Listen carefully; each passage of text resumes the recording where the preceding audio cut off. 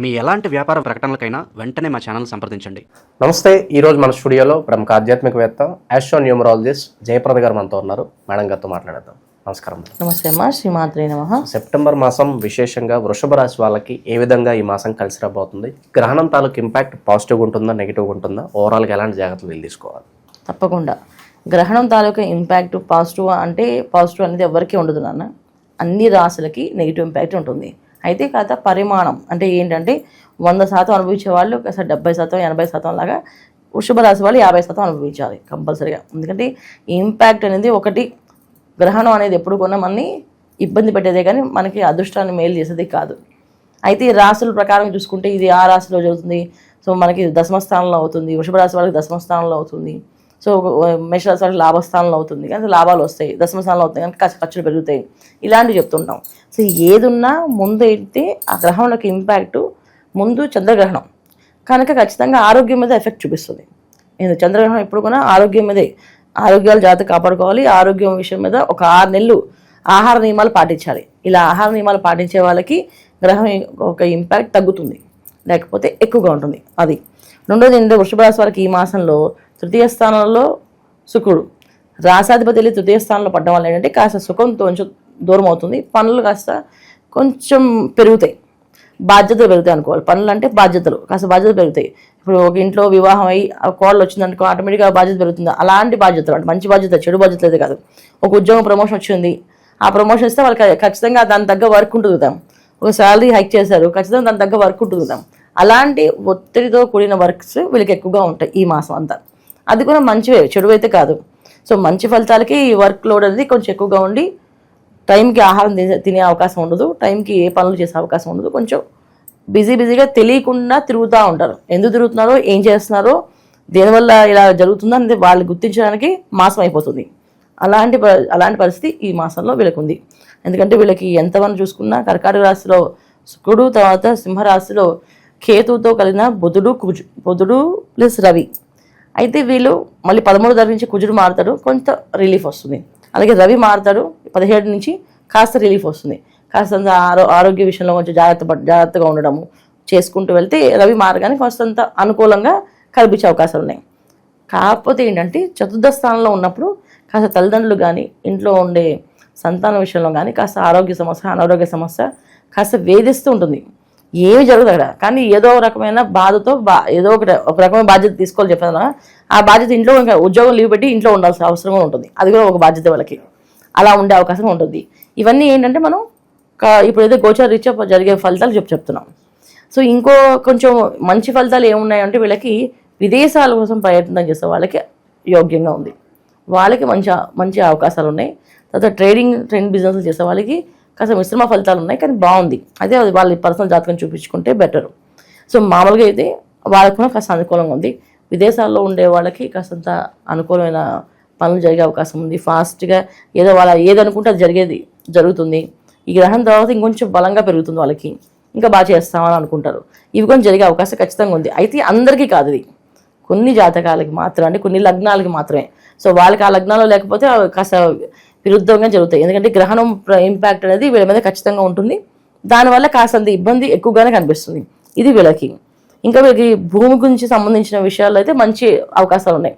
భూమి భూమి కొనాలంటే ఒక మంచి యోగ్యమైన భూమిని వీళ్ళు వెతుక్కోగలరు, కొనగలరు. ఎందుకంటే చతుర్థ స్థానంలో రవి బుధులు కలిసి ఉండడం వల్ల ఆ భూమి మనకు పనికొస్తుంది, ఇంత రేటు పెట్టి మనం కొనుక్కోవచ్చు అని చెప్పి కాస్త ఒక సాహసం చేయొచ్చు, తీసుకోవచ్చు కొనం.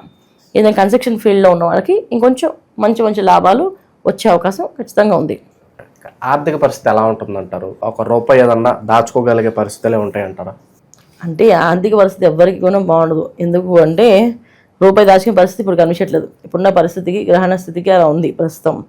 అయితే ఏంటంటే ఏదైనా ఇన్వెస్ట్ చేయొచ్చు. దానికి లోన్ కానీ సంబంధించిన ఎవరి దగ్గర ఫ్రెండ్ దగ్గర హ్యాండ్ లోన్స్ కానీ లేకపోతే బ్యాంక్ లోన్స్ కానీ తీసుకునే అవకాశం ఉంటుంది. టైంకి అయితే డబ్బులు వస్తాయి. సమయానికి ఆ భూమి కొనాలనుకుంటే బాగా వీళ్ళకి లాభంగా ఉంటుంది. సో భూములు కొనాలనుకున్న వాళ్ళు కొనుక్కోవచ్చు శుభ్రంగా. అలాగే ఏదైనా ఫ్లాట్ కొనాలనుకున్నా కొనుక్కోవచ్చు. దానివల్ల ఏంటి అప్పు చేసుకున్నా అది వీళ్ళకి లాభదాయకమే. అందుకే ఈ టైంలో, ఈ మాసంలో అందుకని చేసుకోవచ్చు. సమాజంలో పేరు గుర్తింపు పరంగా ఎలా ఉంటుంది వీళ్ళకి? ఏదన్నా పరువు నష్టం కానీ ఎలాంటి సూచనలు ఏమైనా కనిపిస్తాయి? ఖచ్చితంగా బాగుంటుంది, అది ఇబ్బంది లేదు. అంటే ఏ విషయంలో కూడా వీళ్ళకి మనం ఇవన్నీ చెప్పాలి అంటే పర్సనల్ జాతకం చూడాలి. అంటే డైరెక్ట్గా గోచార రీత్యా బాగుందని చెప్పలేము. తృతీయ స్థానంలో శుక్రుడు ఉండడం వల్ల కాస్తంత మంచి జరుగుతుంది, కాస్త చెడు కూడా జరుగుతుంది. మంచి ఏంటి, మనకి కావాల్సినవన్నీ కూడా అన్నదమ్ములు కావచ్చు, అక్కచెల్లెలు కావచ్చు, వాళ్ళకి సపోర్ట్ దొరకడం, ఏదో ఆస్తుల విషయంలో ఉంటే ఆస్తులు వీళ్ళ పేరున అనుకూలంగా మారడం కానీ, తల్లిదండ్రులు ఆస్తులు ఇవ్వడం కానీ ఇవి జరిగే అవకాశాలు ఉన్నాయి. ఇంకోటి ఏంటి, మన సుఖం దూరం అవుతుంది. అంటే మనకు బాధ్యతలు ఎక్కువ అవుతాయి, ఆ బాధ్యతల వల్ల కష్టపడతాం. కాకపోతే ఏంటంటే ఇప్పుడు మీరు అడిగిన ఏదైతే పరువు నష్టం కానీ ఇవి అవుతాయంటే పర్సనల్ జాతకాన్ని చూడాలి. పర్సనల్ జాతకంలో ఈ గ్రహణం వల్ల ఇంపాక్ట్ మామూలుగా అయితే చూడడం అవసరం లేదు, ఇప్పుడైతే చూసుకోవాలి. గ్రహణం ఒక ఇంపాక్ట్, లగ్నం ఏమైంది పడది, దాని తగ్గట్టు ఈ గ్రహణ స్థితి ఏ విషయమైనప్పుడు విశేషంగా ఒక ట్రేడింగ్ బిజినెస్ చేయాలి, ఒక వ్యాపారం మీద ఏదైనా వ్యాపారం మీద పెట్టుబడి పెట్టాలి, ఇన్వెస్ట్ చేయాలి, అయితే ఉద్యోగం గురించి ప్రయత్నం చేస్తున్నాం, అయితే విదేశీ ప్రయాణం కోసం ప్రయత్నం చేస్తాం, విదేశాల్లో ఉండాలనుకుంటున్నాం, ఇవన్నీ కూడా పర్సనల్ జాతకంలో తెలుస్తాయి. వీళ్ళు చేయగలరు, లైఫ్లో ఇది చేస్తే వీళ్ళకి అదృష్టం ఉంటుంది, లేకపోతే ఉండదు అని చెప్పచ్చు. అంతేగాని గోచారీత్యా చెప్పకూడదు. ఇక సినీ రాజకీయ ప్రముఖులకి ఎలా ఉండబోతుంది విశేషంగా? సినీ రాజకీయ ప్రముఖులకి యోగం అనేది చెప్పచ్చు. ఎందుకంటే మాటలు బాగా వస్తుంటాయి. చతుర్థ స్థానంలో బుధుడు ఉండడం వల్ల సో మాటలు చాలా చక్కగా మాట్లాడుతూ ఉంటారు, అన్ని విధాలా వీళ్ళకి యోగ్యంగా అనిపిస్తుంది. తర్వాత బుధుడు మారుతాడు కనుక పంచమ స్థానంలో అది ఇంకా యోగ్యమైనది. అంటే అసలు ఎలా మాట్లాడతారు, ఎలా చెప్తారు అనేది అసలు మామూలు వృషభ రాశి వాళ్ళే బాగా మాట్లాడతారు. దాని తగ్గట్టు ఇప్పుడు ఇంకో అంటే వీళ్ళు రాతలు బాగా రాస్తారు, మాటలు బాగా మాట్లాడతారు. ఇది డిపెండ్స్ ఆన్ దాని నక్షత్రాలు బట్టి. కొంతమంది బాగా రాస్తారు, అస్సలు మాట్లాడరు, అన్ని రాసిస్తుంటారు. కొంతమంది బాగా మాట్లాడతారు. ఈ రెండిట్లో కూడా వీళ్ళకి మంచి అవకాశం, మంచి యోగ్యమైన ఉంది. సినిమా ఇండస్ట్రీలో రైటర్స్లా ఉన్న వాళ్ళ వరకు కూడా మంచి గుర్తింపు వచ్చి వాళ్ళకి ఒక మంచి అవకాశం వచ్చి బయటకు వచ్చే అవకాశం ఉంది. వాళ్ళ పేరు ప్రఖ్యాతులు బాగా బలపడే అవకాశం ఉంది. ఇది కూడా డిపెండెన్స్ వాళ్ళ పర్సనల్ జాతకం బట్టే, గోచారీత్యా కాదు. ఇక విశేషంగా ఎలాంటి పరిహారాలు దైవారాధన చేసుకుంటే బాగుంటుందంటారు ఈ రాశి వాళ్ళకి? ఎక్కువగా దుర్గా అమ్మవారి ఆరాధన. ఎందుకంటే దశమ స్థానంలో వీళ్ళకి గ్రహణం ఒకటి ఏర్పడుతుంది. రెండోది ఏంటంటే అక్కడ రాహు ఉన్నాడు. అందువల్ల కాస్తంత వీళ్ళకి ఏదో ఒక రకమైన ఏ పని చేసినా ఒక రకమైన చిన్న రకమైన భయం అనేది ఉంటుంది మనసులో. బయటకు ఏదో ధైర్యం కనిపించినా లోపల చిన్న భయం ఉంటుంది. ఆ భయాన్ని పోగొట్టాలంటే దుర్గా అమ్మవారిని ఆరాధన చేయాలి. ఎక్కువ దుర్గా అమ్మవారి మంత్రాలు, దుర్గాదేవి ఆలయాలకు వెళ్ళడం, ప్రతి శుక్రవారం అమ్మవారి గుడికి వెళ్ళి పులిహోర నైవేద్యం చేస్తుంటే మంచి ఫలితాలు ఉంటాయి వీళ్ళకి. ఓకే, విశేషంగా ఏమైనా దానాలు కూడా చేసుకోవచ్చు అంటారా వీళ్ళు ఏదన్నా? ఖచ్చితంగా ఈ గ్రహణం సంబంధించిన దానాలు అయితే చక్కగా చేసుకోవాలి. ఎందుకంటే అన్నదానం ఎక్కువగా, వస్త్రదానం, విద్యాదానం, వీటిలో ఏది చేయగలిగితే అది శుభ్రంగా చేయండి. అన్నదానం చేస్తే వేద పండితులకి, వేద సంస్థలకి ఉన్న వాళ్ళకి ఇవ్వండి. అది ఇవ్వడం వల్ల మీకు విశేషమైన ఫలితము, మీకు మీ పితృదేవతలకి వాళ్ళు కూడా వస్తాయి. ఇప్పుడు చాలామందికి జాతకాల్లో పితృదోషాలు ఉంటాయి. ఆ దోషాలు ఎలా పోవాలి అంటారు.